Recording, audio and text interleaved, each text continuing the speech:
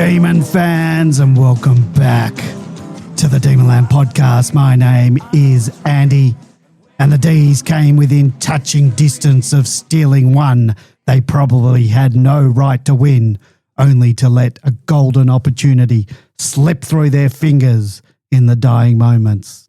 Neale Daniher was far more than a football coach. He was far more than a footballer.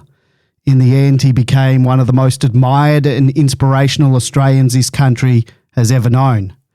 Today, the football world mourns the passing of former Melbourne coach, Essendon champion and Fight MMD co-founder Neale Daniher, who has died at the age of 65 following a courageous 13-year battle with motor neuron disease.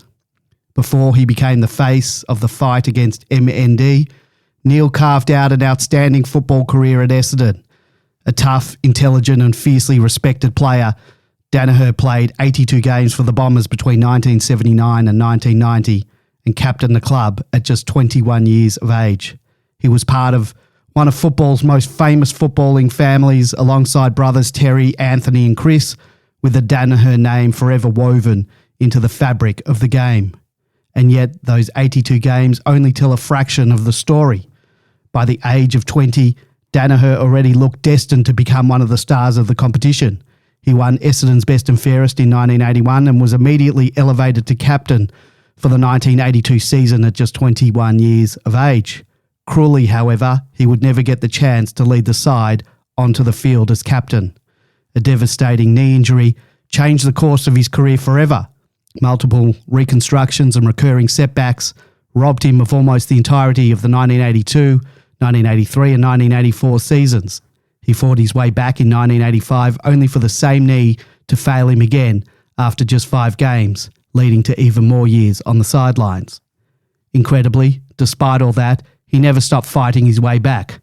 Daniher eventually returned later in his career to play alongside all 3 of his brothers in one of the most iconic family moments in VFL-AFL history. But for Melbourne supporters, Neale's greatest football contribution came as coach of the Demons. Taking over the senior role in 1998, Daniher inherited a club searching for direction and stability. Over the next decade, he helped restore belief and competitiveness to Melbourne, guiding the Demons to multiple final campaigns and most memorably to the 2000 Grand Final. While that premiership ultimately proved elusive, Neale built teams that played with daring, flair and heart. Under his leadership, players such as David Neitz, Jeff White, Adam Uze, Russell Robertson, Jeff Farmer, Brad Green, Cameron Bruce and James McDonald flourished.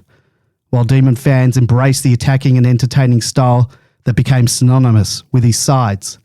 Neale coached Melbourne in 223 games from 1998 to 2007 and remains one of the longest-serving coaches in the club's history. More importantly, he gave the Melbourne Football Club hope during a period when hope was often hard to find. But as significant as his football achievements were, they pale beside what Neale Daniher achieved after his diagnosis with motor neurons disease in 2013. Where many would have retreated from public life, Neale instead stepped forward and turned his battle into a movement. Alongside Pat Cunningham and the late Dr. Ian Davis, he co-founded Fight MND in 2014, determined to raise awareness, fund research, and in his words, beat the beast. What followed changed Australian sport forever. The Big Freeze became one of the most powerful and emotional annual events in Australian football. Every King's birthday clash between Melbourne and Collingwood transformed into something far bigger than the game itself. The Blue Beanies, the icy slide into the freezing pool, the packed MCG standing as one for Neale and for everyone fighting MMD. It united the football world in a way few moments ever have. Under Neale's leadership, Fight MND raised well over $100 million for research, clinical trials and support initiatives for Australians living with the disease. What started as one man refusing to surrender became a moment embraced by an entire nation. Even as MND progressively took his speech and mobility, it never took his humour, his dignity, his determination or his ability to inspire others. Australians watched a man physically weakened while somehow becoming stronger in spirit with every passing year. Neale Daniher also left the football world with one of the most enduring and powerful messages. When all is said and done, more is said than done. It was a phrase that perfectly captured the way he lived his life. To Neale, words on their own meant very little unless they were backed by action. It was about courage, sacrifice, selflessness, and actually doing something meaningful rather than simply talking about it. In many ways, that quote became the philosophy behind his entire fight against MMD. While others may have accepted their diagnosis quietly, Neale chose action. He chose to turn his pain into purpose. He chose to build Fight MMD. He chose to stand in front of Australia year after year, even as the disease progressively robbed him of his body and his voice, and he inspired millions to act alongside him. It was a message that resonated deeply with the Melbourne Football Club and across the wider football world. More than just a quote, it became a philosophy for life. The character is ultimately defined not by what we say, but by what we do. And Neale Daniher did more than most could ever dream of. In 2025, Neale was deservedly named Australian of the Year, recognition not simply for his fundraising efforts, but for the hope, courage and humanity he gave to millions of Australians. For Melbourne supporters, Neale Daniher will always be one of their own. A coach who gave this club belief, a man who represented the Melbourne Football Club with class, compassion and resilience, and ultimately a figure whose impact transcended football entirely. Neale often said that hope was a powerful thing. Through Fight MND, through the big freeze, through his courage and relentless positivity, he gave hope to families facing unimaginable circumstances. Today, we say goodbye to Neale Daniher, but his legacy will endure forever. At Melbourne, at Essendon, at the MCG every King's birthday, in every blue beanie worn proudly through winter, and in every Australian inspired by the way that he chose to fight.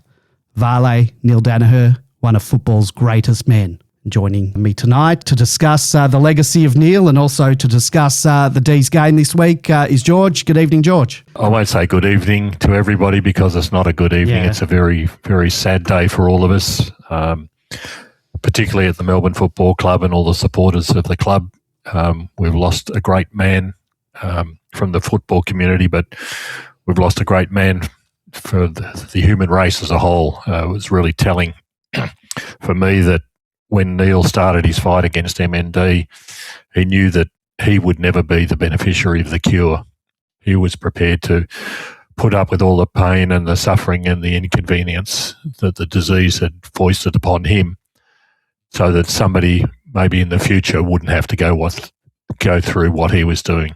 It's a very sad day for all of us. When they hand out Orders of Australia and Australians of the Year, I cannot think of anybody more deserving in the history of those awards than Neale Daniher. It was just simply amazing what he's done for the community as a whole and for everybody else in Australia, but also for the human race. He has left a great legacy and he will be desperately missed by all of us. Well said, George. Also joining us tonight is B-Man. Good evening, B-Man. Good evening, Andy. Good evening, George. For once, I have lost for words a little bit. I just found out actually not long before, a couple of hours ago, an hour and a half, when I saw it on Demon Land. It's where I find out about all the important things going on at Melbourne Footy Club. And yeah, so I'm still processing it. And it's going to add a special meaning, isn't it, to this year's big freeze? Like, I wasn't planning on going because I'm over going to Collingwood games, such as still recovering from that incident, really. And I've hardly ever had a game where I've gone along and enjoyed it, but I feel like it might be something bigger than a Melbourne Collingwood game because, it's going to be the sort of every year you go along, and it's been amazing how long he's fought this, isn't it? Like, I mean, I was saying to Andre, my wife, I said before we jumped on, is like the least interested person in football in the world. There isn't anyone, and she knows Neale Daniher, has the book he's done, and she said it's a really terrific book, really clear, and a bit like him. It's to the point, not much fluff, not much sort of extraneous stuff, and it's. I saw. I don't know whether this is true. His state funeral. I mean, yes, their family has accepted a state funeral, and I can't think of anyone more more worthy of a state funeral. And as I said, I'm still processing it a bit. And probably the last time, like I've never really got the idea of not knowing people when mourning for the death or something, or have been impacted by the death of someone you don't know. And it's never sort of been a bit foreign to me, except for a few examples. One was Robbie, and Neale's another one. So, I haven't got much more to add other than to echo both of your sentiments, which were beautifully said. All right. He's going to be missed. King's birthday. I really hope that legacy can continue without him being there. I'm sure it will. Absolutely it will. As much as to honour him. Yeah. Vale also huge sort of respect to his family, and I forget his daughter's name, but she's awesome. And Beck, grounded. Yeah. I love, just so natural and authentic, and so obviously it's going to be raw for them because the King's birthday is only in a couple of weeks. So yeah, I think it will become bigger in some ways because it'll be about MND. But going forward, it's going to be as much. I mean, it always has been a little bit, hasn't it, about Neale? But now it's going to be more than. It's going to be honouring the opportunity to honour Neale once a year in a meaningful way. Yes, it definitely will be. All right, well, let's get on with the podcast. And Vale, Neale Daniher, to be remembered forever by D's fans for sure, and the wider football community. I'll get straight into the housekeeping. Each week we do ask our loyal listeners to support the podcast and leave us a 5-star review and a comment on Apple Podcasts, and we always appreciate that feedback. And as a token of our gratitude, we give a well-deserved shout-out to those who take their time to share their reviews. D-Spirit writes, I love the podcast. As a long-time Demon Lander, it's great to listen to Andy, George and B-Man. Great mix of statistical analysis mixed with Andy's passion. Helps to understand losses and celebrate wins. Keep up the great work, lads. Living in Queensland, it keeps me connected to the Mighty D's. Well, thanks for that 5-star review, Desperate. It's much appreciated, and I can assure you that passion was on display in the dying moments of the game. You keep those reviews coming throughout 2026. If you leave us a 5-star review and a comment on Apple Podcasts, we'll give you a shout-out on the show like we just did then. Don't forget to check out Bin Man Stats Files podcast, which drops every Friday. It's a companion pod to this show in the Demonland podcast universe. Bin Man deep dives into the numbers behind the game, all those stats that explained why the Demons dominated or why things might not have clicked like they did this week. And he'll review the previous match and preview the upcoming one, so keep an eye out for that in the Demonland podcast feed every Friday. You can also follow us across social media. That's Facebook, Instagram, and X. If you want to leave feedback, send through a question, or just share your thoughts on the show, jump into our weekly podcast thread on Demonland or send us a DM. And don't worry, we will not read out your full name on the air because we've got one here from Facebook. Aaron S. writes, thank you for everything you guys do. Thanks, Aaron. It's short and to the point, but any feedback we receive is much appreciated. And you can find the Demonland podcast on Apple Podcasts, Spotify, YouTube, or wherever you get your podcasts. Just search for Demonland Podcast and hit subscribe. And if you want to join in on the conversation with fellow D supporters, head on over to demonland.com, sign up for free, and jump into the forums with fellow D's fans from across Australia and around the world. And if you want to call into the show live, give us a buzz on 0486 387 929. That's 0486 387 929. If you're listening live on your phone through demonland.com, just hit the call button on the player and it should open up straight in the phone app. You can also call that number during the week and leave us a voicemail for the podcast. Those calls go directly through to voicemail, so there is no awkward conversations with an actual human.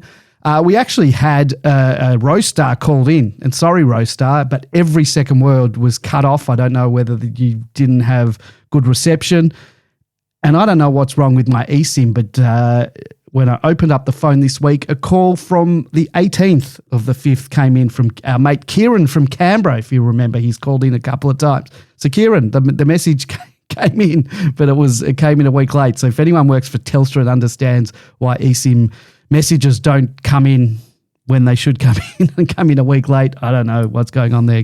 Let me know. And yes, our chat room is back. If you're listening live, want to join during the show, just click on the chat button on the podcast player at demonland.com. You'll need to be signed up and logged in to Demonland to participate, but you can jump on there and jump in with your question and comments, and we'll do our best to keep an eye on it throughout the show. You can catch the Demonland podcast live every Monday night at 8 p.m. on demonland.com. And last week, I had the chance to sit down with one of the D's breakout stars in our midfield this year, Tom Sparrow. Had a chat with him for the Demon podcast. If you haven't already had a listen to that interview, then do yourself a favour. Check it out on the Demon podcast feed in your favourite podcasting app. And some positive feedback was received on our socials for that interview. On Facebook, Heather A. wrote a great interview. Christine W. wrote, great interview. Tom is definitely captain material in the future. On Instagram, Ben F. wrote, love the interview with Tom. We are so lucky to have such a great player at the club. He is well-spoken and represents the club very well, both on and off the field. On YouTube, Jacob M. wrote, Andy, I can't even begin to describe how good this interview is. Top shelf questions and such a natural flow to the conversation. Well done. The shift in this club has been incredible. There's a real sense of trust, freedom and belief in the way that we're playing now. You can see that the players aren't as weighed down by the fear of making mistakes anymore. They're backing themselves, each other, playing instinctively and buying fully into King's vision. Structure is still there, but it feels like the boys have been given permission to actually play footy again. Couldn't be proud of Tommy Sparrow, the boys, King and the coaches. What they've built is in such a short time is special. Go D's. JBKS on YouTube also wrote, great discussion. Tom's progress is a great story of strong faith in him by his coaches and his persistence in committing to a team that had a long queue of celebrity players in the role he saw as his best fit. A bit of a Bradbury experience has unlocked something special. Well, thank you for all of that feedback, as well as the great feedback that we did receive on demonland.com for that. So check out the interview with Tom Sparrow after you listen to this podcast, of course.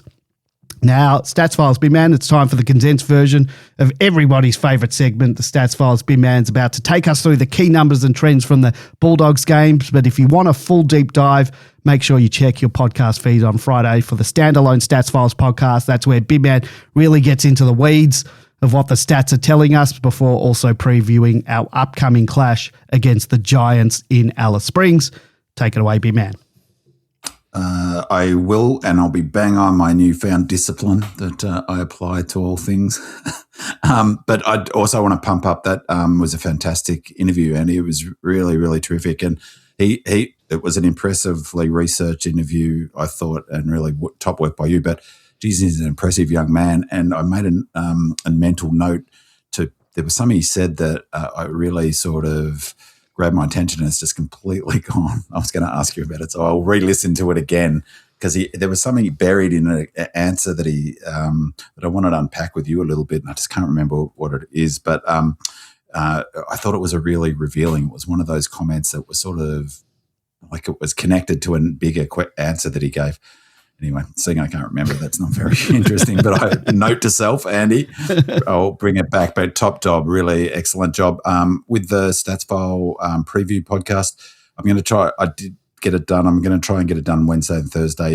If Andy has time, he'll put it up. So it'll definitely be up by Friday. I'll try to get it done, and we'll try to get it published on Thursday if possible. But it depends a little bit on how my week looks. I will just say I was so prepared this week for you dropping it early. Not that it doesn't matter. You get it to me when you get it to me. I went away for the weekend with some friends. I was up in Brisbane from Thursday. So Wednesday night, I had done the intro. I'd done the outro. I had everything ready, all the images for the website. Everything was ready to go, and I just need to slot in your part and then I'm sitting having a drink by the pool in Brisbane in 24 degrees sunshine. And then I see bing come in from on my emails. A big man sent me a message that's in the account. I had to go upstairs and waste about half an hour doing your stuff, big man. But anyway, well, I enjoy it. If you'd listened to the show last week, if you'd listened to the Stats File preview show, you'd probably be thinking, I pretty much nailed this game. And so for me, it's important to sort of, it frames your expectations.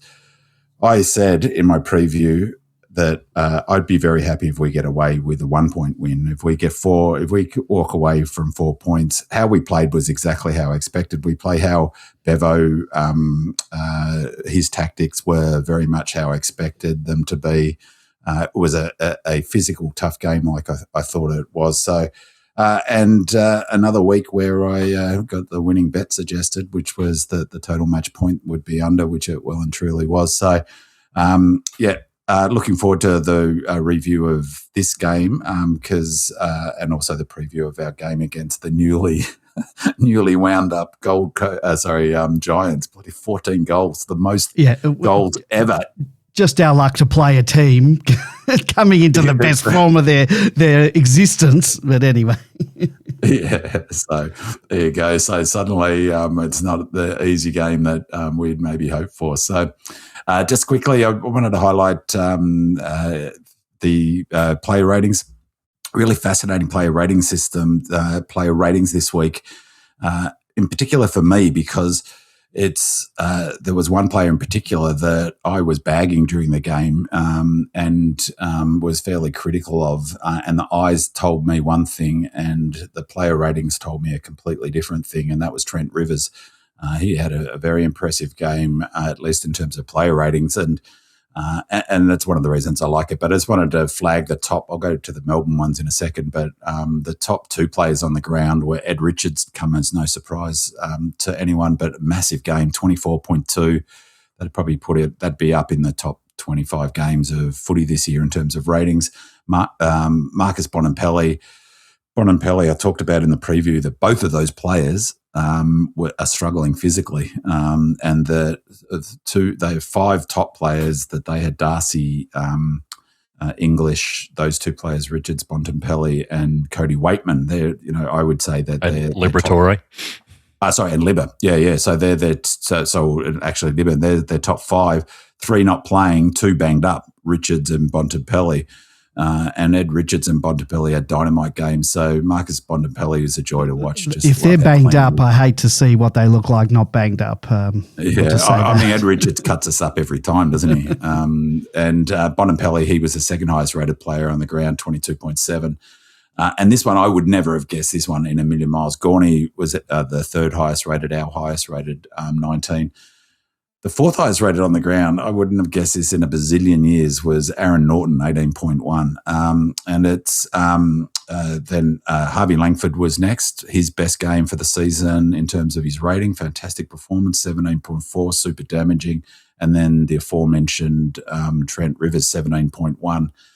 And there was actually a question, if anyone's interested, I won't go through it, in the stats file thread, asking about that exactly, asking Willow, what's the deal with Rivers' rating? It seems to be completely out of whack in terms of how it appeared he played.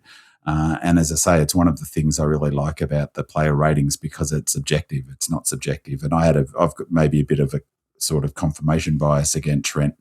And there, sometimes you can overweight particular examples. I thought he did a really poor effort at intensity when they got one of their goals at the non-city end, at the other end, where the ball should have got knocked over, it stayed in play, and the ball was absolutely. I don't know what he was doing. He was just sort of he just seemed looking. to be complete, he corralled him instead of going at him and just spifflifying him off the thingo. And because of there were another example of that, and that sort of colours my thinking. So, I mean, when you're watching live, it colours your thinking about the rest of his performance. But if you're interested in so the question to Willow was specifically how on earth did he get to that player rating, given that he appeared, other people obviously had a similar view. And it's a really good, it breaks down. So he's all the things where you get points in the AFL rating system and Willow's rating system, which, as I said on the stats file preview pod, uses the same methodology as the AFL ratings: ground kicks, handballs, kicks, contested marks, free for, hard ball gets, loose ball gets, run, and shots at goal. He got most of his points. His biggest scorer was from contested marks. So it was 3.77 of his 17 points were from contested marks because they obviously led to a score. They were involved in a score. So as an example, by the way, there was a really good example of how the player rating points are done. That kick out, we got a goal from, remember, there was a 50-metre and Bowser kicked to someone, was it Max? And there was only touched once. Like that was to Disco, that long kick that just threaded the needle. Yeah. because no one else was involved in that play, both players would have got 3 points for that. We scored that intervention, that bit of play, 6 points in total are on offer. Both of them would have got 3 points towards their player rating because no one else was involved in that goal. So that's so really interesting from that perspective in the rating system. I wouldn't have guessed Rivers, in part because I was in my brain, I was thinking, Rivers, why are you going so slow? Why didn't you do that? But his long kicking was effective. Maxi Gawn, incredible season. This is now I think this is the 8th or 9th time he's been our first or second highest rated player this season. 8 out of 11 is just, I can't even remember a time of a Melbourne footballer being so dominant. Cozzy Pickett, some people were saying he was down. He was awesome. He was our 4th highest rated player, 16.1 player rating points. So it went for us. Gawn, Langford, Trent Rivers was 3rd, Cozzy 4th. Ed Langdon had a great game again, and I wouldn't have picked it 5th. And Cade Chandler, who I thought was off, was 6th highest rated player. So really fascinating player ratings from that perspective. I was super impressed with the physicality of the team and their stick to itness, if that's a phrase. The pressure rating, and that was reflected. It was a physical game of footy. I'll get to this point in a later question. We were a dead-legged. We were running up and down, very similar as we were against the Eagles, very similar as we were against the Bombers. But what we weren't is shying away from the contest. They won the contested possessions, but our effort and pressure was awesome. 186 for the match, 184 to them. We were +2 for the match. In the first quarter, we were +13, 192, 179. They got us in the second quarter. They were +7 in that quarter. They were +1 in the third quarter. But in the last quarter, they got us as well. So they really were fired up for this game, as I suspected they would be. They ran right through the line. They were the better team in that last quarter. I thought they were the better team for the match. But and so it was a deserved win. But, equally, it's a bit of a shimmer, isn't it? If we win that game, any win, if you win's deserved. But in that last quarter, it was 200. We were 200 pressure ratings, and they were 202. So that is that's our highest. I think 186. I'm pretty sure it'd be up in our top 2 or 3 highest rated pressure games. So a really impressive effort from that perspective. You can't knock the boys' endeavour. Cozzy Pickett, incredible. He had the most pressure acts of anyone on the ground, 40 pressure acts. His season average for pressure points is 46.5. He had 87 pressure points in this game. Phenomenal. That is phenomenal. I haven't looked, but I can't imagine there'd be too many players who have got anywhere near 87 pressure points this season. Tommy Sparrow, who's been in our top 3 pressure ratings, probably 7 or 8 times out of the 11 games we've played, he was second. His season average is 58, and he was 63 in this. Jack Steele, Cade Chandler, and Harrison Petty.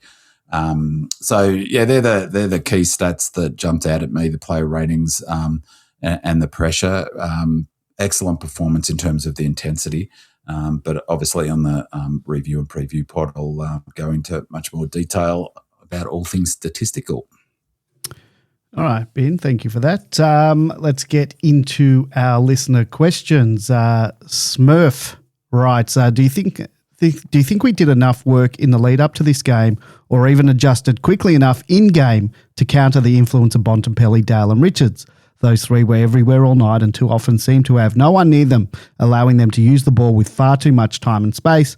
Dale finished with 31 disposals, Richards 30 and Bont 29, while both Richards and Bont were also damaging on the scoreboard with 3 goals and 2 goals respectively. We simply do not get the same scoreboard pressure from our mids. Spirit of Norm Smith says we were beaten badly at stoppage all day. Can you discuss how and why the Dogs beat us 34-17 at stoppage clearances with what many would consider a B-grade ruck?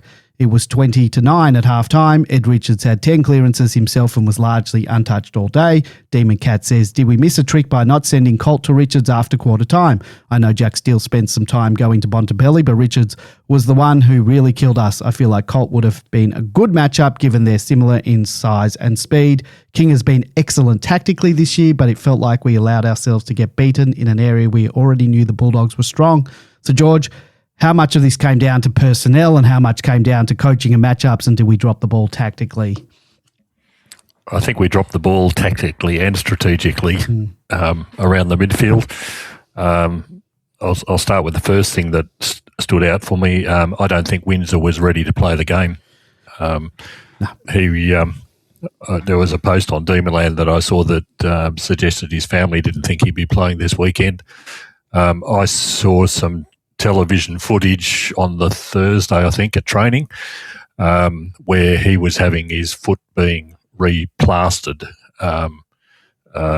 It looked really ugly, and I thought there is no way known that he's going to play this weekend. And foot injuries mean you can't kick the ball properly and you can't run. And it was certainly proven in this game.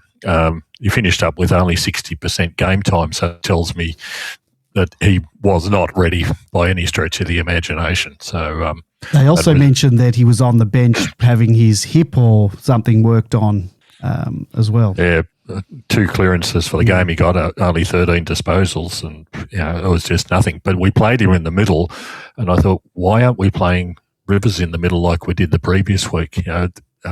Rivers did, pretty well, I thought, the previous weeks, particularly as that was his first game back. So that was the first thing that really struck me.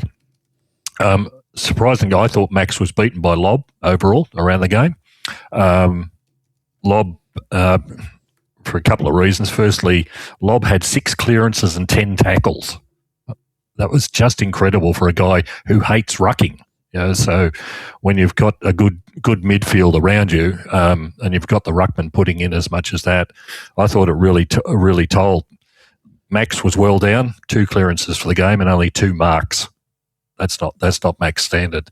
So the other telling thing for me was where he was hitting the ball. He just kept hitting it to the wrong side of the simple thing would have been do not hit it anywhere near Bontempelli. He's only on one side of the circle, so to speak. But a number of times the ball went in his vicinity, and Bontempelli 1-on-1 will beat most players in the league. So disappointing. I was also disappointed in the way they actually handled the Max Heath situation as well, with Max Gawn's on-time game. They put Max Gawn in the forward line again, complete waste of time. I think they tried that in the first or second quarter. Max Heath only played 24% game time. He still had 2 marks, which was the same as what Max Gawn did for the whole game. And certainly one of them was a really good contested mark. I think they've just got to go back to the basics. Max Gawn, you need to take time off the ground and let Max Heath spend a little bit more time in the ruck. Heath has obviously got a long way to go and needs to build up his endurance, but we don't need to be sticking Max Gawn in the forward line for 10 minutes or so in a quarter and achieving absolutely nothing out of it. So, it's really difficult. Steele finally went to Bontempelli, I think, in the third quarter. I don't think that was a good matchup. Jack Steele's a great inside mid, but he's not fast enough to stay with Bontempelli. And I remember one point watching Steele it was standing alongside Bontempelli as the ball went into their forward line. Quite literally 2 or 3 seconds later, he's 10 metres behind him. It didn't have any effect whatsoever on Bontempelli. And that's what, again, what I thought a match would have been Rivers, but we didn't even try Rivers in the midfield, which is really, really difficult. So, we were beaten around the mids. The numbers finished up showing that. You just cannot give people like Bontempelli and Richards, and even Matthew Kennedy was another one of their mids doing a great job. You just cannot give them the space to be able to operate. They kick beautifully, they run beautifully. If Richards and Bontempelli were injured, which was definitely the case the previous week, and they produce a performance like that, you really don't want to meet them on a good day. Just on that, it's actually interesting. It was a fascinating game from reading Demon Land and the gap between the eye test and the data, because the numbers don't reflect what you're saying, George, because it might felt like that. But the reality is in just raw numbers, number of clearances, they had 9 more clearances than us in total for the game. Now, that's important, obviously, in terms of territory. One of the big challenges for us is we're a territory team, and in the last quarter, they dominated the last quarter, and they were 63% of the time the ball was in their forward half. So clearances are important from that perspective. So the total clearances were 45 to 36. So in the raw numbers of clearances, they won. Centre clearances, however, were 11 to 17. So it was around the ground stoppages that they where they did better. We actually dominated in the centre clearances, despite what everyone's saying about Maxi hitting it to them, the numbers just don't bear it out. And one of the things about the around the ground stoppages, they put a lot of their tactical emphasis, a lot of their cards they had to play were played there. As King noted in the presser, it was really fascinating presser. I don't know if you guys have listened to it. It's one of the most interesting post-match pressers I've heard all season. He noted that the Dogs brought up as they often do, 2 extras to the stoppages. So they committed 2 players to around the ground stoppages, all to only have a handful more of total clearances. But it's, as I've banged on about, yes, it's important around territory, but it's about impact from them. So from centre bounces, we're averaging 15 points a game this season from centre bounces. We scored 24 points. We got 24 points in this match from centre bounces, way, way above our season average. So that's a success. They only scored 8 points. We're giving up on average 12.9 points from centre bounces this year. They could only manage 8 for all of those things you said, all of that sense that Bontempelli was killing us in the centre. Richard was killing us. They were killing us around the ground. Max was hitting the ball on the wrong side around the ground. Yeah, but they only won. But I'm just saying, so they got 27 points, right? We're averaging 27.5. Teams against us are averaging 27.5 from around the ground, the stoppages. The Dogs scored 27 points. So under the season average, we only scored 17. We're averaging 27.8. Yeah, so they beat us around 10 points. They beat us around the ground. But by 10 points. But we beat them in the centre. So we won the stoppage battle. It was 41 to 35. We were +6 from scores from stoppages. George, the numbers don't lie.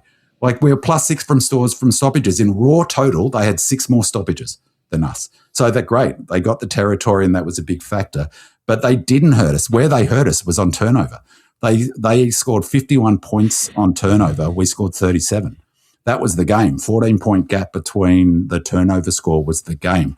We were +6 for scores from stoppages, and in raw totals only had 6 fewer stoppages. So it's not, that's what I mean. It's not like people think it because they say, oh, well, Bontempelli's running out, Richard's running out, but it wasn't reflected on the scoreboard. So they wouldn't have been fussed. Then those numbers are pretty good numbers for us. As I said, we're averaging only 15 points from the centre square this season per game. We scored 24 points from the centre bounces this year. That's huge. That's probably our second or third highest amount we've scored all season from the centre square. So they're not going to be disappointed with our stoppage work the way fans are, because the numbers don't bear that out. So what they will be disappointed in is 37 points on turnover to 51. Next question. There were got quite a few here, so just bear with me. Go Lordy says, early on in the game, I was thinking about Big Man's theory that you can tell in the first 10 minutes if the team is going to win. I had a bad feeling after 10 minutes when Petty missed our first set shot and the Dogs were 3 goals up. I consoled myself by thinking about the Carlton win. How was Big Man feeling after 10 minutes? Spirit of Non Smith asks, I'd love to know the stats on how many forward 50 entries today were long bombs to a contest versus kicks to a lead. It felt like 95% were bombs to 3 talls. There were almost no leads. It was dumb footy today, circa 2025. What's an 11 rights? Which forward system do you prefer? The Bulldogs were hitting up leading targets and took 16 marks inside 50 compared to our 9. Melbourne seemed to bomb it long and rely on ground balls and pressure, finishing with 16 tackles inside 50. Also, the Dogs were plus 15 at stoppages around the ground. What do you put that down to? D. Old Fart says, love the pod, guys. Win, lose or draw, thank you. My question is, were our long bombs into the forward 50 a symptom of poor decisions by the players, or was it due to clever coaching and positioning by Bevo? Lazy says, I heard a mention that we're a long kicking team this season, but I think that applies more to open play rather than bombing from stationary positions. The long, low trajectory kicks have been creating ground balls.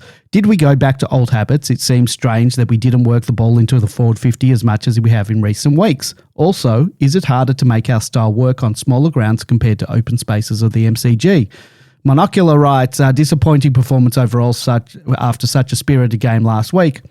I found it hard to believe that despite a dropped goal square mark late, we still could have stolen it because we really didn't deserve to win after wasting so many opportunities, especially early. Was it fatigue or mental letdown after being so pumped up for Hawthorn? The players just looked flat and fumbly. They seemed to revert to kicking long to contests instead of kicking long to space or leading players, which had worked in recent games.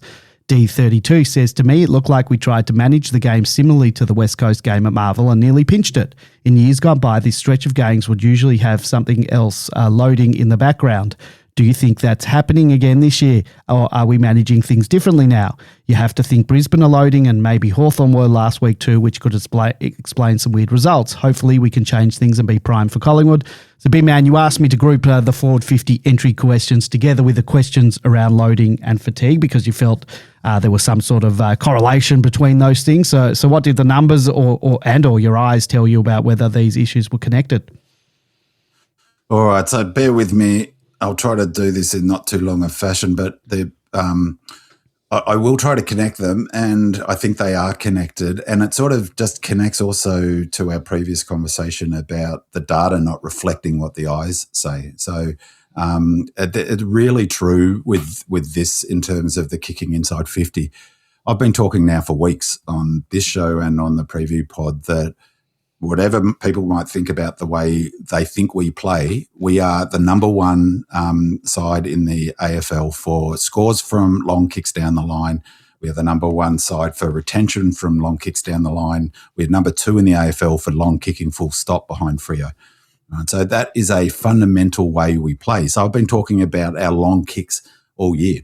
Now, the thing about this is, in this situation, in this game, we kicked long because it's our game plan. Now, I want to connect the two, the long kicking and the fatigue in a sec, but this is an issue that I've been banging on about on the podcast for a few years in terms of the impact on fatigue, and it doesn't seem like the sort of pennies necessarily dropping, and I suspect, that's the messenger's fault, not the receivers of the message's fault. So I feel like that I've got to find a different way to sort of get through it, I guess. But so I thought, Andy, if you do me a favour, I want you to be representative of Joe Footy Public Demon fan and answer a couple of questions for me. So, and then at the end, I'm going to try and connect these two things together, our long kicking in this game and then the question of fatigue and, of course, loading and how we prepare and what it means for not viewing each game in isolation like it's sealed in a bubble like I talked about a couple of weeks ago.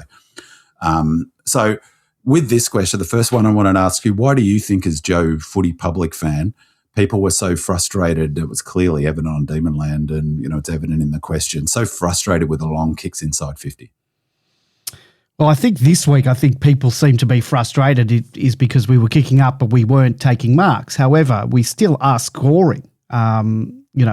It's different to some of the times with Goodwin, where we would get all these inside 50 entries, but then we wouldn't get good looks at goals. We either wouldn't score high, but we're still consistently scoring 100 points. We were just short of 100 points this week. So I think the frustration comes because we weren't taking marks, so there weren't leads, which I think we've seen a little bit more in leading, kicking to leads and stuff like that, more so than probably in previous years. But yeah, I think that's where the frustration comes from. And I wonder whether that's probably partly true. I mean, I also wonder whether it's just an aesthetic thing. People don't like the kicking to a long bomb, as I've been talking about a bit. The AFL average for contested marks per game is 8.7, only 8.7 contested marks. And we haven't even hit winter yet. We haven't even hit bad conditions yet. So they're rare as hen's teeth contested marks. We have clearly got a strategy to kick long to a contest, flat palm it down and go to work in front. Now, I'll connect 100%. It to a fatigue in a second because we've got a suite of players who are key to that strategy, right? And so, but if you think the general consensus on Demon Land seemed to be that was a failed tactic. Kicking long to the top of the square as many times as we did in this game was a failed tactic. It would appear from what the general consensus is. But in reality, there's no universe really in which it could be even considered a bad tactic in this particular game. For ages, as you noted, you hit the nail on the head, that for years on Demon Land, people were talking about our efficiency going into inside 50, how poor we were. Unlike some things around stats can be a bit sort of loosey-goosey or like the player rating system. You can poke holes in it or whatever. There's one thing you can't. So that unlike some things, from a stats perspective, there are two clear objective measures for efficiency as it relates to going inside 50. Percentage of scores and percentage of goals per inside 50. In this game, we scored 53% of the time we went inside 50. Way better than the Dogs. Way better than the Dogs. In fact, way better than the AFL average, and not surprisingly better than our 2025 average. So in this game, for scores for inside 50, 53.2% of the time we went inside 50, we scored in this game. Chris Scott said a few weeks ago, 50% is the gold standard in AFL for the ratio of scores for inside 50. We went at 53.2%. They only went at 40.4% in this game. AFL average is 46.3, so way above AFL average. Goals per inside 50, over a quarter of the time we went inside 50, we scored a goal, 27.7% of the time to their 24.6. AFL average is 24.5, and we were only going at 22.3 last year. So way above last year, way above AFL average, and again, more effective. We were more efficient going inside 50. So there's no way that King is going to look at that and go, that was a fail. That was clearly not a fail. The issue, it would have been even better. Those statistics would have been even better if we'd been as accurate as we have been so far this year. This was the very first time this season, which is incredible in of itself, that our actual score, which was 90, was lower than our expected score, 91.8. So if we'd been similarly accurate as we have been in the first 10 rounds, those percentages that I just read out would be even better. Now, they're great numbers. There's no way that King is going to think, oh, well, they're not great numbers. It's that people might bemoan the fact that strategy, but it was clearly effective. The issue wasn't the method. The issue wasn't doing that. The strategy of kicking long to the top of the goal square demonstrably, unequivocally worked. Whatever the eyes tell fans, it worked. It's clear. There's not a chance that the coaching staff wouldn't think it wouldn't. Just as it worked last week, we did exactly the same thing last week against the Hawks. That's exactly how we played against the Hawks. And we employed the same strategy. And no one on Demon Land, or at least not that I recall, bemoaned us long kicking to the goal square because we won the game. The issue for us was that they dominated territory, which comes to the advantage that they got from stoppages. That's where the main advantage was. They had 10 more inside 50s than us in this game. By way of contrast, against the Hawks, we only had one less side inside 50. So over a quarter of the time we went inside 50, we scored a goal, and we could only dream of that sort of level of efficiency last year. At that rate, if we had just 4 more entries, we would have scored 1 more goal and we would have won the game. So it's about that point about where the issue is. So if you think, the problem for us not winning this game was kicking long to the top of the goal square, it's just not the case. The problem was we didn't get enough territory. Now, that goes back to the stoppages, them winning the stoppages. So as King said many, many times, we're a low possession territory team, and kicking long to a contest is a central plank of his game plan. And that's why, as I said before, they were number 2 in the AFL behind Freo for long kicking. So for me, it's a for me, that's important, because if you are knocking the long kicking, well, you're knocking King's game plan. We're not playing in the way, or we're playing differently week in, week out. And everyone seems to be wedded to this idea that we're a team that loves the overlap handball. This is the connection to the fatigue bit, is then we were doing that more in this game. And the question is, why were we doing this more? And why weren't we even more effective? Why weren't we doing it around the ground? And I would argue that the big factor is that, like in the Eagles game, is fatigue and managing fatigue. So, Andy, have you got the clip from King? Yep. Now that here we go. Stephen, what do you think the difference was in that game? I think that just 1 week. Play a pretty high octane pace, and you had, as you said, you've been up for a while. Are there any concerns around that? Just maintaining that freshness and yeah, we've still got a while to our bye, so we don't get one till round 16. But no, this group's we've been really smart with the way we manage our group in season, like week to week. We've got a really good high performance staff that keeps on top of it. So at this stage, I mean, we've been pretty smart with downloading guys at certain stages during the week, and I don't think that'd be the reason for the fundamentals today. I'm sure it plays a part at some stage, but pretty confident we'll get a response next week. Thanks, Penny. Thanks, guys. So he said the words downloading. I'm sure he meant deloading. Deloading, yeah. And he also talked about Heath deloading and the way that they've got to manage Heath. And really, like I've said, I've loved King's presses this year, and he's the first time just come out and say it. Basically, it was really interesting what he said at the end. He said, I don't think that it had an impact on this game, and immediately contradicted himself in the next breath because he's not comfortable yet with the lingo of lying in AFL footy. And so the reason I highlight the two, connecting the kicking, is for me, part of that strategy was that we didn't have the run in this game. We had the physicality and the strength, and so our intensity was great. The question about that 10 minutes, could I tell in 10 minutes? Absolutely. They scored the first 3 goals of that match, and it was clear we were running with boots, with concrete in our boots. Now, it is an absolute it is a joke that our bye isn't around 16. It's why King noted it. So they've got to find a way to do the sort of loading that you've got to do to get through to that stage with a young team. I noted this about people going nuts on Demon Land about saying after Essendon's appalling performance against Richmond that it reflected poorly on us. Weeks later, that somehow that game, I read somewhere, I had to laugh, there should be a royal commission into how Melbourne lost that game against the Bombers. But it's just like I said at the time, it's just complete folly to view that game in isolation or ascribe some meaning to it in terms of the level we're at. It's the same thing with this. We clearly targeted the Lions, Tigers, Swans and Hawks block of games. And I've got no doubt to maximise our chances of winning those games and being in optimal condition to do so, we took a risk in terms of our preparation for the Bombers game. We were running with concrete in our boots in that game. We were physically miles off, flat, and as King said in his pressure, lethargic. I'm guessing that we most likely had a very solid block of training to prepare for that match, for that block of games, and it worked. It totally worked. We were well and truly up. We beat the Lions, reigning premiers, the next week. Without that preparation, did we beat the Lions? I don't think so. And then we had a good run. We pushed the Swans.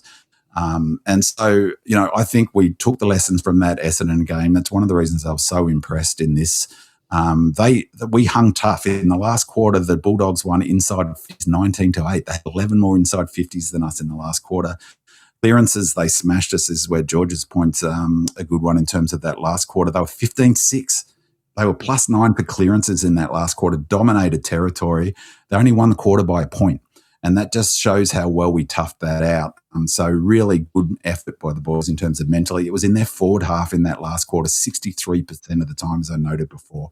And the thing where you can really see it is it's really hard to see the running stuff, but our key players for running are Latrell, Sharp, Chin, Laurie, Cross and Langdon. They're critical to how we play footy. When they're off, it's hard to see because they're not high possession players necessarily or kicking goals, but their KPIs all relate to their offensive and defensive spread and their GPS numbers. Total distance runs, distance at starting place, sprints, repeat sprints, defensive running, offensive running. That's how they would be measured. And we didn't have it. We couldn't get to the contest. Those players were all down in terms of their ability to cover the ground. That was so evident watching the game live. It was so evident. You could just see it. In the way we were playing. It means that we couldn't, which connects back to the long kicking. So we would have known we were dead-legged. We're preparing. He talks about it, about preparation for next week. You've got to give a little to get a little. And I think that, so a question I wanted to ask Joe Public and for you in this is, how many games do you think we should win from here on in? Realistically. Do you want the MFCSS answer? Yeah, no. Say what you think realistically. No, look, we 100% should win half of the games that we're playing from here on in. So and I think unless we fall into a heap, we will still pinch a couple of those ones that we wouldn't have thought we would have won. Definitely would have thought we wouldn't have won at the beginning of the year, because I think we are playing a lot better than we all expected we would. Maybe not you, big man, but I think we'll win more than half of our games for the rest of the year. I think we'll win all the ones we're expected to win, and I think we'll pinch a couple as well. Against, so what will that get to us? We won what now? I think we'll win, and we should. As I said, unless we fall into heap and go backwards and whatever, and that can happen. Unless that happens, I think we'll 100% will make this wildcard thing. So we'll finish anywhere, I think, between 6th and 10th. So 14, 15 wins? Let's say 15 wins for the sake of... I think that would be the upper end of it. And all right, let's say 14 then. Let's say for the sake of argument, for the sake of this exercise, let's say 14 wins. Let's go back to the beginning of the season. You look at the season, you're in charge of the Melbourne Football Club, and you've got 14 wins. You know that we're going to win 14 times, right? You therefore know that we're going to lose 9 times. All right, so going in, you're not going to win every game. You know that you're given a choice. You can win. You've got 14 wins. And you've got 9 losses. Which games would you pick of those 14, which games would you pick to win? Well, I think even the coaching staff at the beginning of the year probably wouldn't have thought we would have won 14 games. I think I'm saying 14 now, having won 7 and 3 before this week. The reason I said 14 now, 13, 14, whatever, is because we're at 7 and 3 or 7 and 4 now. I know, but at the beginning of the year, I would have said we might only win 7 for the year. All right, you got to play along here. All right, let's say 14, right? Well, I don't know. I don't know how this loading works. My point is that they cannot win every game. And so therefore, with a high performance, it's just not possible to be up every week. It is simply impossible. And so every game is not a game in isolation. So when they plan out the year, all 23 rounds, next question I was going to ask you, okay, you've got to choose 9 that you're going to lose. Who are you going to choose? I don't know. Risk losing. You're going to choose the teams down the bottom of the ladder. Why? Which is where... Why? Yeah. Because they're the ones the lowest risk. And then all of a sudden we lose to a North Melbourne and we lose to an Essendon when we play them again. And then we lose to a Richmond who'll play for some pride later in the year. Calculated gamble. They can't do that at the start of the season. You've only got to look at the ladder to see that from last year. They plan out. They do not plan 23 weeks ahead. You're kidding. No, I'm not. There's no way. You're over on the show, and he said exactly that. They planned it to the second. He said, Selwyn Griffith, when we interviewed him, said 100% they plan out every minute of the entire season, including which games to peak for. Things must change, though, as well, depending on what's happening. And so it was clear. So obviously, if you think we're contenders, my point being, we thought we were contenders at the beginning of the season. King said the goal is to make finals. Every player who's spoken about it says we think we're going to make finals, in which case they do, George. They 100% plan out the entire year's program. That's what Selwyn Griffith said to us when we interviewed him. So he's our high-performance manager, so I'll run with him, in which case you've got to take calculated risks in specific games, and the ones you're going to take calculated risks in are the teams that you think are down the bottom of the ladder. But you won't know that. You don't know that at the start of the season. You know that it's going to be Eagles, Tigers and Bombers. Come on, you don't need to be bloody Nostradamus to work out they're going to be the 3 bottom teams. And that's borne out. It's been what it's been. And Latrell's a really good example of the point I'm trying to make, right? Latrell is a really good metaphor and analogy for that entire high-performance program. He said, King said, Latrell, it was a calculated risk. We want him ready. He was asked, Latrell straight back in next week? Yes, as I've said that he would be. Why? Because we want him ready to play on the big, fast deck up at the Alice Spring in his optimal condition. He's a young player in his first season. He needs a break. You apply that to the whole team, but it was a calculated risk in doing so. King said it himself. He said we might have won this game if we hadn't have rested Latrell because we missed his run.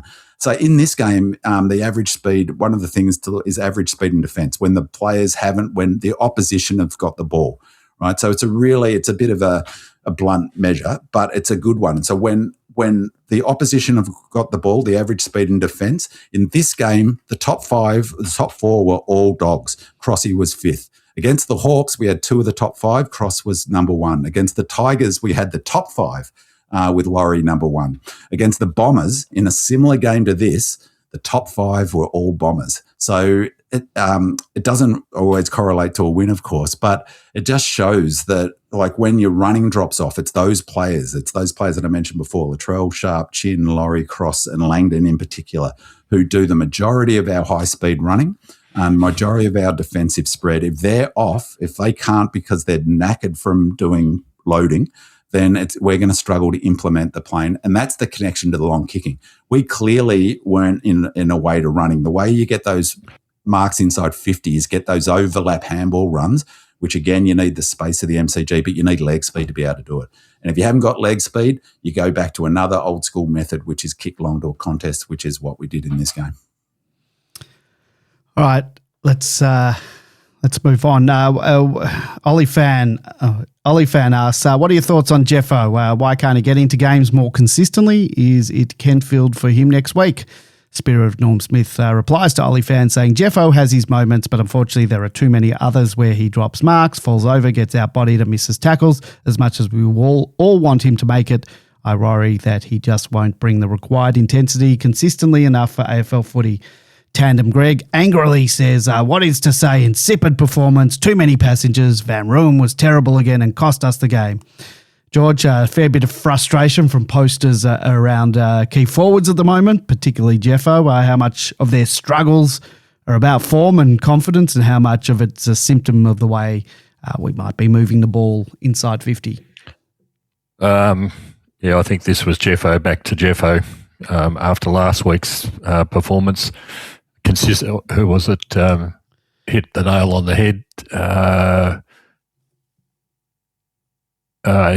Spirit of Norm Smith, consistency. That's what it's all about. And I think I said last week, what was produced the previous week has to be the baseline for performance. And none of the forwards performed particularly well, particularly with their set shot kicking. Both JVR, Jeffo and Petty all had dead easy shots, which weren't put through. That's the difference between winning and losing a game. So just as equally, I was really disappointed in Fritsch. His efforts in the game were back to the worst of Fritsch from last year, particularly when I think Bailey Dale was not directly on him, but certainly in the area. Bailey Dale, I think, had 31 touches or something coming off a half-back line. Fritsch barely saw the ball. Disappointing what little he put into the game. Jeffo was particularly angry about when the Bulldogs got their last goal, which was when Steele was run down in the middle of the ground. Jeffo was standing around looking, just completely lost where he was on the ground. Meanwhile, his man was on the wing, and that was the outlet kick that got to him, which went to Norton, which went to Freya. And that was the goal that was done. But Jeffo was just wandering around, 4 minutes, I think it was 4 minutes to go in the game. We've got the lead after, managing to get back in front finally, and he just doesn't know where to go at the right time. That was the really telling thing for me. We'll be talking about it for a long time. I hope we don't take 7 years like we took with Sam Wiedemann to find out. One way or another, we do have to find out. But with Kentfield certainly knocking the door down at Casey. And Melksham looking $1 million, I have to say. He looked, Yeah, I'll talk about that later. I'm not as convinced on Melk because he can't run. Yeah, that's true. That's true. But with Kentfield in particular marking strongly and kicking goals down at Casey, the pressure's back on again. That question buried in that questions that we rolled up before is, do we play? We definitely play better on big grounds because we can use that run and that spread. And I think he's a player that probably likes the big space as well in terms of he can get to space. But yeah, hopefully we aren't speaking about in 3 years' time, 4 years' time. Well, hopefully he'll be entrenched in the side. But it'll be interesting if selection this week in terms of, I'll be interested in your thoughts on Kentfield's game. It was in the Casey game. Well, we can get to that when we talk about Casey shortly. Let's talk Bailey Laurie. Doug Reamer says, thoughts on Bailey Laurie? I've never really been a fan because I still think he misses too many easy targets, but weirdly, I feel like he's starting to hold his own and slowly working his way up to AFL standards. So, big man, what are your thoughts on Bailey Laurie's development? Yeah, I actually should have included Laurie in the players that I'm calling them utilities, the sort of high half forward utility types who just, every competitive team now has got 7-8 of these type of elite runners who can, elite 6-minute, 2-kilometre time trial runners. And Laurie has got a great tank, and he's one of the ones in the mix that needs to do that defensive spread. And so it's a little bit hard to tell with those players because we don't know what their KPIs are. As I said, their KPIs will be predominantly measured by their GPS numbers, and then the rest is icing on the cake. And because we don't know what they are, it's a little bit hard to sort of get a handle on, assess them properly, to be honest. I think he's a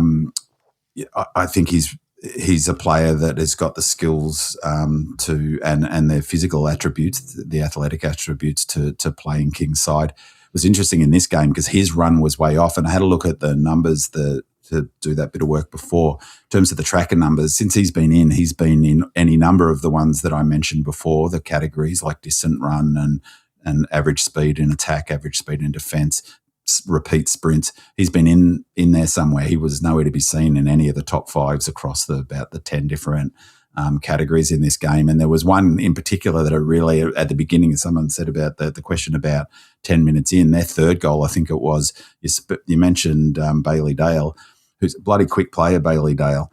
And he turned Fritter inside out, but he also turned Laurie. Laurie couldn't keep up with him, and he looked completely dead-legged running after him. He turned around and that kick into Richards, I think it was their third goal. If you watch all the play, you see Laurie trailing behind. That was right at the beginning of the game. That was only 6 or 7 minutes or 8 minutes into the game, and so I worried right from there. And so.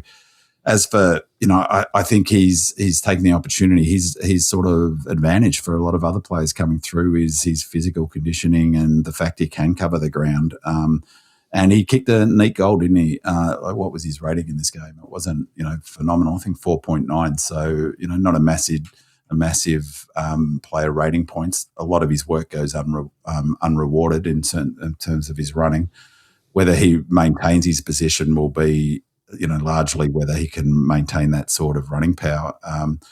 I hope they give him a good solid block of time to mount his case to be best 23 player, and he's well on his way to doing so, I think. Radelaide asked, thoughts on Disco Turner's games after such a fantastic performance last week. I thought he really struggled one-on-one today and had a rare off game. To be fair, he was pinged twice for barely touching his opponent, but even taking that into account is probably a game he'd like to move on from pretty quickly. George, one poor game does not a season maker. I don't think we can be too critical of Disco, and just like bombing it in the forward line can make it very difficult for the forwards to mark. Allowing easy entries into our defensive 50 can make it very hard for our defenders to defend. Yeah, the defenders are always on the wrong end of the stick, so to speak. I thought Disco did quite all right. I mean,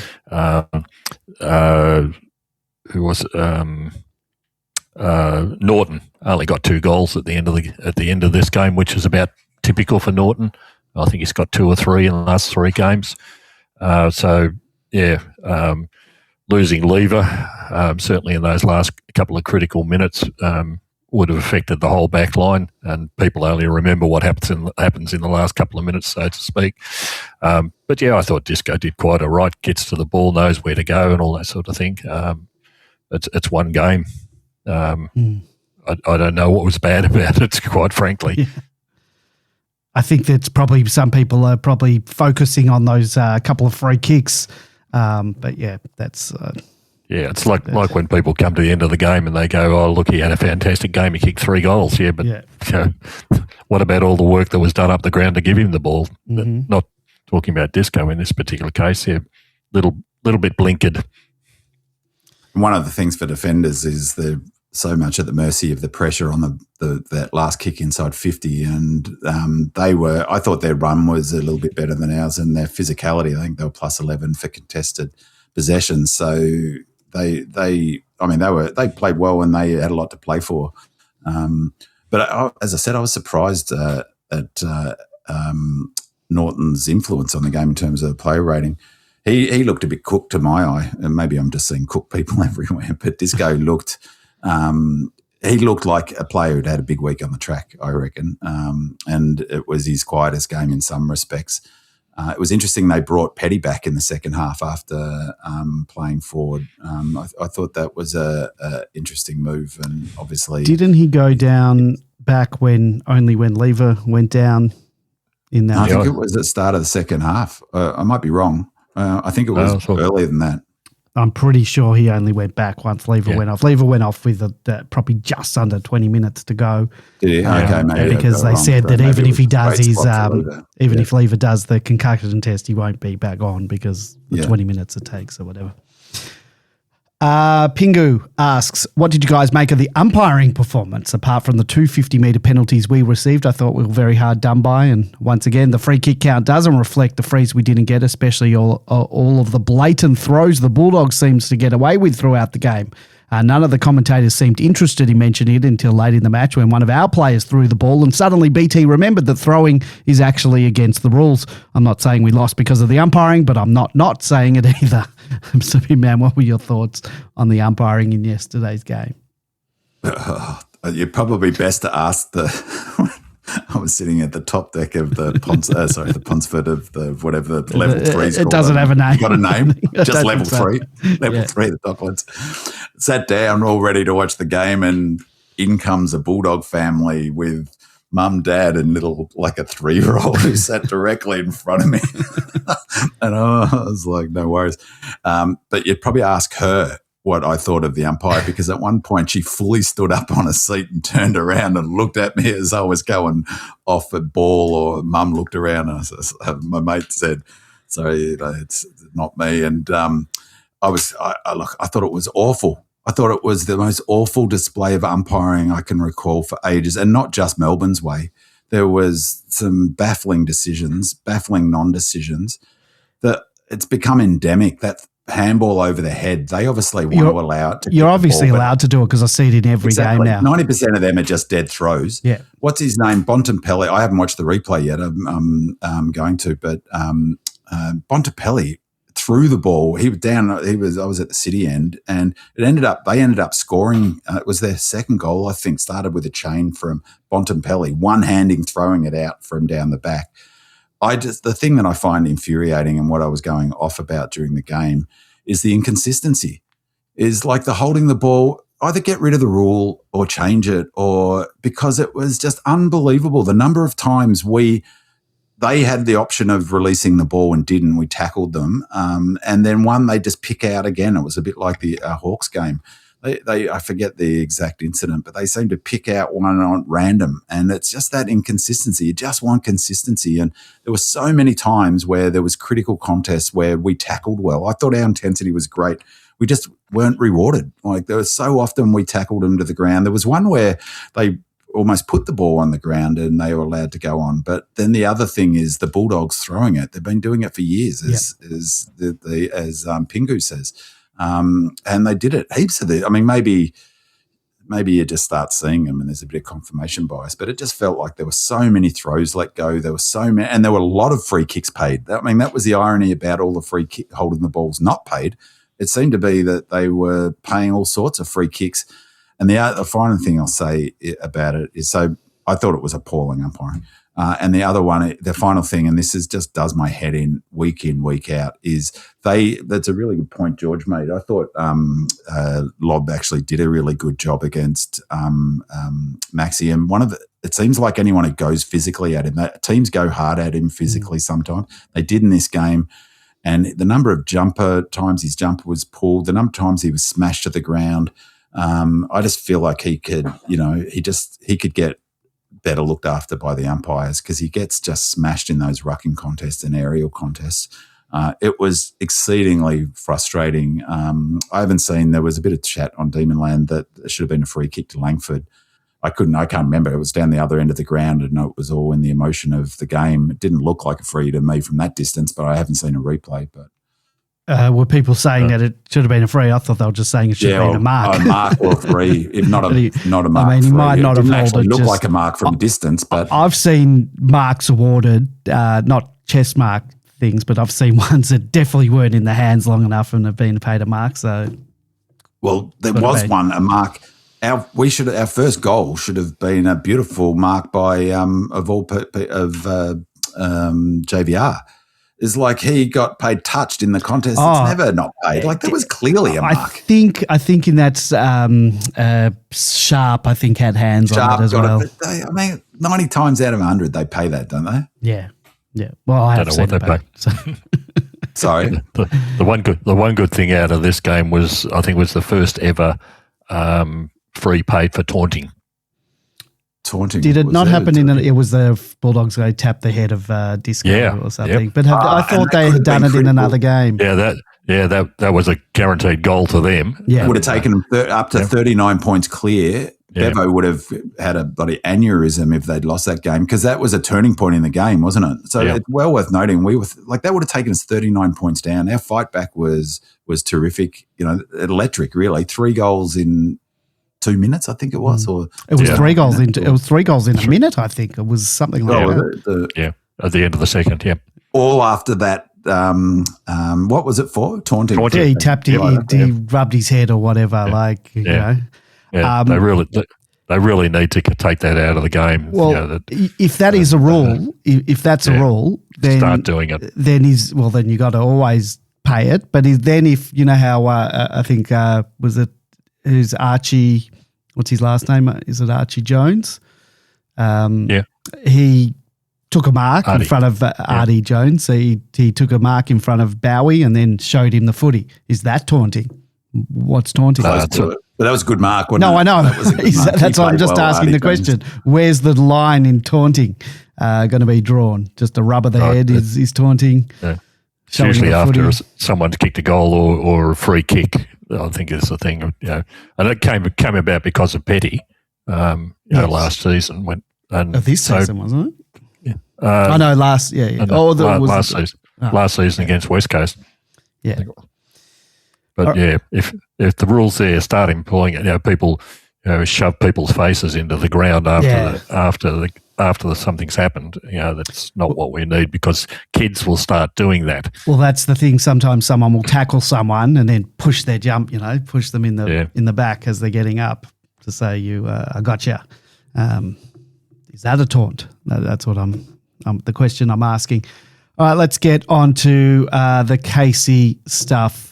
Casey returned to the winners list in impressive fashion on Sunday with a 35-point win over Footscray at Casey Fields in what was easily one of their most complete performances of the season. After struggling badly in recent weeks, the Demons looked far more energetic and polished from the outset, piling on 8 first-quarter goals after failing to kick one in the opening term the week before.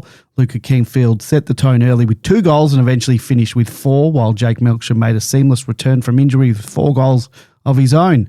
Casey blew the margin out to 58 points midway through the second quarter before the Bulldogs mounted a fight back, cutting the lead back to within striking distance late in the game, but the Demons steadied when it mattered, with Kentfield kicking 2 crucial final quarter goals to help seal the win. Andy Moniz-Wakefield was outstanding in what was arguably his best game since returning from a knee reconstruction, collecting 31 disposals, 10 marks and kicking 3 goals in a dominant midfield display. Ricky Menther Jr. also found plenty of the footy across half-back with 31 disposals, while Jack Anderson, Tom McDonald, Xavier Taylor all impressed. Among the VFL-listed players, Miller Bergman, Jared Gatt and Tyson Sruck all continued their strong form, while Tyron Amu produced arguably his best game of the year in the ruck. The win lifts Casey to 3 victories for the season and remarkably leaves them just 1 game outside wildcard contention ahead of a huge test next week against the second-place Giants at Casey Fields. George, you see any of the game? Yeah, watch the game.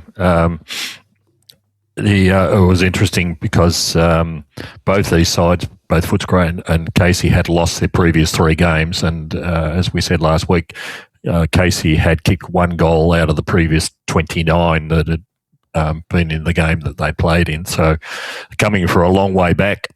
Again, no Adams this week and no Bonner. So Adams is the mystery injury, not mentioned anywhere. So I don't know what's going on there. I think there was a report that he got it was an abductor strain 2 weeks or 3 weeks out at least. So it was real bad timing for him with Lever going out, obviously.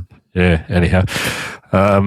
Kentfield had kicked 2 goals in the first 5 minutes, and the team kicked 8 goals in the first quarter, which is a complete and utter turnaround. In fact, this game was very, very similar to the AFL game in the sense of how far ahead one team got, and eventually the score was reeled in, only for the ones who did get in front very early on, eventually winning the games. Amu was in the ruck for a long time, which was good because it took the pressure off White, the physical pressure off White. And I don't think Amu's a great ruck by any stretch, but he's a big unit for a 19-year-old kid, and it'll do him a lot of favours, and also White a lot of favours as well. Can I just ask, George, what do you think of Amu's chant? Like, you think he's got AFL attributes? He's got the qualities, but he's got to get a tank. That's his biggest problem. Unfortunately, when he plays in the forward line, he doesn't move much beyond it. When he's playing in the ruck, he's good as a ruck. I don't know that he does much around the ground because, again, he hasn't got the tank. But he is a huge unit, and apparently he's got a team. And he's got a brother coming through this year who's apparently better at football than him. So we've got 3 picks in this draft. Is there any players? Have we got the 3? So we've got. So while we've been talking, Shane McAdam has officially retired from the game. Good. So it opens up the 3rd spot. So we do have 3 picks. So I'm just we can talk about it more in depth if you know anything about the players out there. But are there any Casey players that you would pencil in? Well, that's partly why I asked George about Amu, because I watched this game too. It was a really, really enjoyable game to watch, I have to say. And Amu, I don't know why this surprised me. I'm not sure actually, but he's got really good footy IQ. He did something that was really clever. The way he sort of like he was about to get tackled and he sort of hit it towards a player who was running, and then he did a couple other things. I thought he's got more than just physical brute force. It's obvious that he's got to sort of get the tank and, do the work to get the AFL ready, but he's only a kid. He's only 18, 19, and he's surprisingly sort of nimble for such a big lump of a lad. So, and as I said, got good footy IQ. The other one is, I wanted to ask you about, George. Sorry to interrupt. The Stanley. I'm really impressed with his sort of skill set and his footy IQ as well, and his vision. And so, he's a bit of an enigma. He was on Fremantle's list, I think, for a while, and was dropped at the end of last season. But it'll be interesting. And if we got 3 picks, I don't know whether we'll take 3 picks or not. You've got to look beyond what you've got at Casey. I mean, everybody else is looking at the same thing. You've got to look at what your needs are, what your expectations for the future are, and things like that as well. So if we've got the 3 picks, it certainly gives us plenty of opportunities. I think we still need a back. Given the Campbell's gone now, you probably need someone additionally in the ruck. Is that Amu? I don't know. I don't know. It'll be interesting. And on whether he can get that tank, as you said. The other one in the mix, maybe I was going to ask you about, is Cinema. Yeah, he's been at the fringe, so to speak, of selection or not for quite some time. Not quite sure. I don't think he was a real standout in this particular game, but he certainly's got the skills. But too hard to say. Anyhow, going back to the game, Melcham came back for his first game for the season. Casey had 4 goals in a quarter and a half, and then disappeared sort of until about the last quarter, where he took a couple of good marks but failed to score. While it sounds great, 2 of those goals were from free kicks in the contest. 2 of the others were from damn good work upfield, particularly when you're kicking 8 goals in the quarter. Things are looking pretty good for the forwards. Casey got up to 10 goals in front halfway through the second quarter, and from there on in, the Bulldogs started to come back. Tom Matthews had 2 goals by half time, so the goals were coming free and easy to everyone. Interestingly, they put Melcham into the back line in the second part of in the second half of the second quarter. I'm totally confused as to why. When you're 10 goals up in the quarter, I don't know that you need to be swinging people from one end of the ground to the other. It was a very strange thing to do. So whether it was as part of instructions from the AFL sides or the AFL coaches, I don't know. I wondered, George, whether they were running out of gas a little bit at that time and they were looking to shore it up. And they were still 10 goals up. That was, Well, they did. They obviously came back pretty hard. They got down to what? Probably 19 it was 35 points at half time. So this, he was in the back line in the second half. So in the AMW, also was taking full advantage of the goal fest. He had three goals to 3/4 time. And they were still 35 points up at 3/4 time as well. Interestingly, it got within the next 9 minutes, it got back to 9 points in the last quarter. And then they steadied at last. Kentfield took two really strong marks and goals. In particular. Yeah, two real ripper strong marks and goals, which put the game away effectively at that point. Went down to 9 points, but was out to 25 or something like that very quickly. Eventually, again, the same score at halftime, quarter time, and it was the same score at the end, 35 points. So interesting. Henderson had a lot of possessions around the ground into a lot of things, which was interesting. He's probably the only one who, if you're looking for some sort of mid, whether we are or not this week, we'll talk about that. He would be the only one who would really be putting his hand up for that. Except for AMW, because he also played midfield, which was interesting, I thought. Yeah, but is he a real midfielder? That's the thing. But anyhow, we'll talk about that when we come to the next week. But yeah, it was good to get a win. But what was really interesting, I think we played them in the very first game of the season. I think Ben Van You went down there for the game, and they absolutely belted us in that game. Absolutely belted us. And most of the players who were good in that game finished up playing in the game at Marvel Stadium this week. So, yeah. Bussinger got dropped, I saw, but I didn't. Oh, he was injured, I think, Bussinger. Yeah. There was one. Two things. My takeaway was really interesting that they played AMW as a small forward midfielder, not at halfback flank. So I found that really curious. So the other one is that I felt like we had a glimpse into the future with Kalani, who, to my eye at least, looks like he's put on a bit of muscle and size, and he's looking a bit more sort of AFL ready. And there was just he's got such an effort. He moves really smoothly, and his leap is so natural. He's got such a strong leap. And I thought to myself, there was a glimpse into the future. There was a centre square restart, the ball thrown up, and Kalani was in ruck, and he just beautiful timed, just looked effortless, his leap. Up in the air, well above their ruckman, palmed it beautifully to AMW. AMW runs forward 10, 15 metres, spots up forward at centre forward, I can't recall who it was, who wheeled immediately and hit Melksham on the lead into the pocket, and then Melksham from the pocket wheels around, from a set shot and kicks it. It was a beautiful bit of play. All started from Kalani's magic jump and tap to AMW, and I thought to myself, we've got a good player here who's, it's a great bit of list building. So, Maxi Heath will replace, he's the apprentice at the moment to Maxi in a couple of years, hopefully is 10 years, but, let's say the end of 28, a bit of luck. Maxi retires then. Max Heath just goes into the number one ruck with Kalani behind him, and we've got those two for a decade together. He to my eye, I don't know about you, George, but he's I can see, and he's starting to get a bit, he's starting to not be such a skinny sort of beanpole. And what's good is that he's got that time. There's no pressure to get him out there. Happy to develop him, learn under Max and then Max. And that's a good thing. Excellent. Well, let's get into the changes versus GWS. A scroll says Jake Lever failed his concussion test late in the game, so he will be a definite out this week.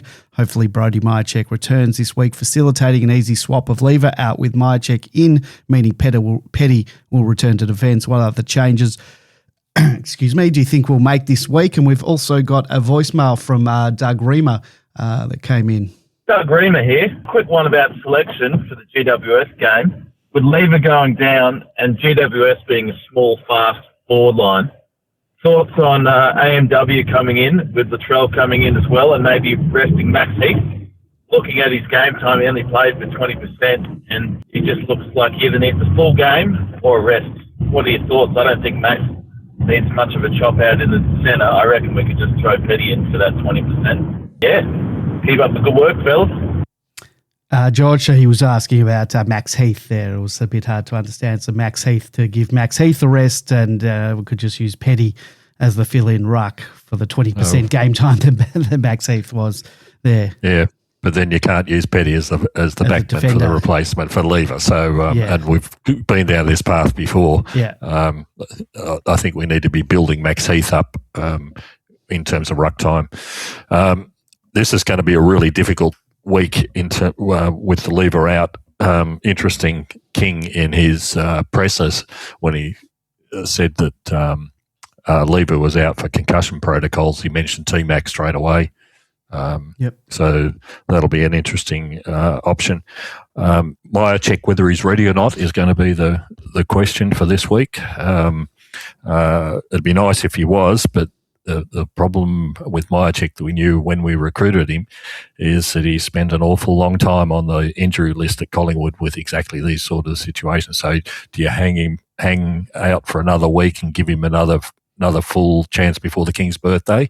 I think that we don't know the medical situation, but just on the face of it, I think that'd be my preference. Latrell obviously is coming back in. So who goes out is the question as one of the smalls. Maybe Laurie, I'm not sure. If there's a question, Windsor, yeah. I've got my doubts about being physically capable. But that also brings AMW into the mix. If you've got a Windsor or a Laurie on the fringe, and you've got Latrell and AMW performing pretty well, running pretty well. You mentioned that AMW played as mid forward, and remember where he played against West Coast. He came in as a sort of a last minute, but they played him in the forward line. So I wonder if there's something to that it might be signalling a change in where we play. In role, yeah. Then with Kentfield's performance, that puts pressure on Jeffo for this week, and Kentfield was certainly front runner at the start of the season, and he seems to be back to the similar sort of form that he was showing pre-season. So that'll be a big one. I wouldn't be bringing Melcham in, despite the 4 goals. You don't, isn't it? To be honest, that's what I worry a little bit about Kenfield. Jeffo covers the ground pretty well. I look at that mark by Kenfield. I don't know which one, the second one you mentioned. The second one was the real teller. Unbelievable. And I would have almost put him in on the strength of that. It was such a strong mark. And he looks like a player who likes to put him, like he'll stand up at moments. But I do worry about his ability to cover the ground a little bit as well. So both of you guys mentioned about Kenfield. Remember, he had that knee concern, and even once he came back, you guys were a bit worried about the status of his knee and how it was hampering him in games, or you thought? Yeah, last week was certainly the case. He seemed to be not moving as freely, but this week he was certainly unhindered, although he's still got the heavy strapping. Yeah. And he attacks the contest like that. Yeah, you've got to see that mark, Andy. It was like an old school 1970s pack mark. He just smashed the pack. Could have used some old school 1970s pack marks on Sunday.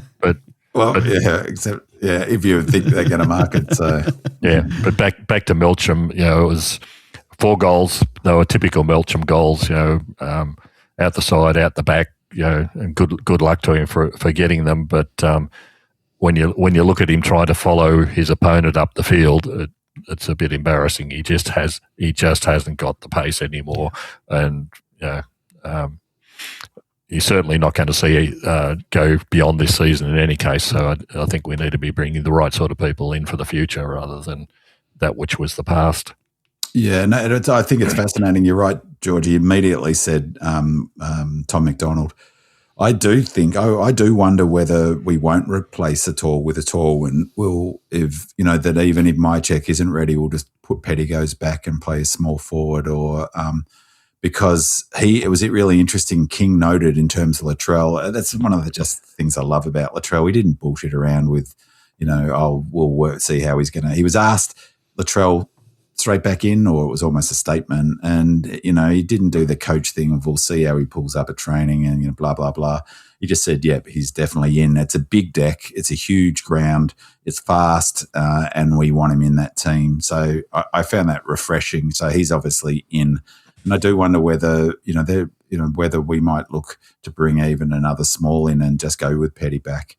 And even if Mychek isn't ready, but, if they do bring a defender in, the speed at which he said Tommy McDonald, and I did think in that game, Tommy McDonald, he's a bit slow too, I think, but you can't knock his endeavour. And he's the other one, just for the note from that Casey game, I thought Xavier Taylor, who I've been critical of, his body language was heaps better in this game. Much better, heaps better, really noticeable, played well, looked like he had a good energy about him, and so I was really pleased to see that. You can see he's that natural footballer as well. He knows where to go at the right time. Whereas in the previous weeks he's sort of been wandering around. What the hell am I doing here? Whereas he's much more involved with the game. So that was good. Yeah, I had the fortune of before the main game of watching that third quarter. For GWS, it was just amazing. Brisbane were completely non-existent, absolutely non-existent in it, and the result was that people, Stringer was kicking goals out left, right, and centre, and out of his bottom. But it was most of their stuff was coming from their smalls. People like Daniels and even Toby Green was kicking them from anywhere and everywhere and things like that. But Brisbane were completely and utterly smashed. They just got nothing. It was just, how far is this going to be? 14 goals in a quarter. It was just incredible. I didn't say. Do you think did they look dead legged, or did they just look shell shocked? They were certainly shell shocked after I think about 8 goals. That. It was definitely shell shock after that point, because no matter what they did, they just kept on kicking goals. It wasn't scrambling it through in the goal square or something like that. They just kept kicking goals one after the other. It's just 14-2, something else. It was basically level at halftime, 50 points each, right around there, and the most goals scored in the third quarter in the history of VFL AFL football. That is something else. Yeah. All right, before we talk about GWS, let's give a bit of a preview. The Demons hit the road again this week as they head to the Red Centre to take on the red-hot Giants, fresh off their massive win, as we just talked about, over the reigning premiers, Brisbane. The last time these two sides met in Alice Springs was way back in 2023, playing in once in a century conditions. It was wet, freezing, and the D's found it impossible to kick goals. Melbourne dominated territory but butchered their chances, kicking 5 goals 15 to the Giants 7 goals 5 before heartbreak struck in the dying moments when Josh Kelly launched a long-range effort that dribbled through for the winning goal. The Giants escaped with a dramatic 2-point victory in just one of the many frustrating losses that season, where the Demons dominated the inside 50s but could not kick winning scores. Big man, you can start this one. Your thoughts on this match, and just a weather report. On Sunday it is 27 degrees and sunny. 27, perfect, absolutely perfect. Just before I jump into that, there was a stat that I wanted to just highlight from the Dogs game. I thought it was a big factor, and Bevo mentioned it, and so did King. It goes to those running players being down, and I think the point you both made about wins is a really important one. I think that was a bad call by the coaching panel, because he was another player we didn't get much run from, so we really were down on our running power. And I think that was really highlighted in the ground ball gets. When ground ball gets are often those running players, the small players who get to that contest, what Chin's been doing so well this season, Langdon and all of those sorts of players, Latrell obviously. It was 112 to 88. They 24 more ground ball gets than us. Both coaches noted it, and that was a huge factor, I think, and it was probably illustrative of the difference in our run and their run. In this game, I haven't done a deep dive yet into the actual game, but it's going to be tough. We haven't got a great record there in Alice Spring, I have to say. The venue, what's the venue, 0-1, we played them once up there and they've beaten us. I think that they've had a pretty horror run with injury this season. In terms of some of the numbers, though, we're well up on terms of attacking data. So we're averaging 101, almost 102. They're 91. Points from turnover, 53 to 50. Points from stoppages, we're smashing them from points from stoppages. But interestingly, and a lot of our other attacking numbers, so we're plus 6.4 for points for attack, and they've 0. Defensively, though, they're pretty good. They're only giving up 92.9 a game. We're giving up 95, so they've got us there. And their teams are only scoring 33.7 from stoppages from them. So they defend stoppages obviously really well. And I think, to be fair to Bevo, I think he's got to get some credit for some of his tactical nous in that game, and particularly how they freed up Richards. And there was a question about whether Colt could have gone to Richards instead of Riley West, because we didn't really curb his influence. They're pretty good from moving it back from defending transition. So we're better at moving the ball from D50 or chain score percentages, and we're more efficient than them but they defend movement from the back half really well, better than us. So it's a pity that they got rolling, but I'm looking forward to the game. We're favourites, $1.71 favourites, and that's probably about right, a 5-point line. So looking forward to the game on Sunday. What time is it? Is it 3:15? 3:15 Sunday. It'll all be free to wear on 7. Yeah. Yeah, I don't know where GWS are at. They're certainly inconsistent. Haven't seen a great deal of them, but they certainly hit their straps in that game against Brisbane. I don't know whether Brisbane were just that bad that they allowed them to do it, or they just got on a roll and unable to be stopped. But the previous leg, that's the thing, is that the previous weeks they look pretty ordinary. Hogan's still out, I think, as their main forward, so they're depending on Cadman, who's a brilliant player in their own right. But when they're depending, people like Whitfield and Caniglio are back and playing, but they're not what they used to be. Toby Green's not what they used to be. So we've got a good opportunity. If we get in front, I think we'll stay in front in this game. Simple as that.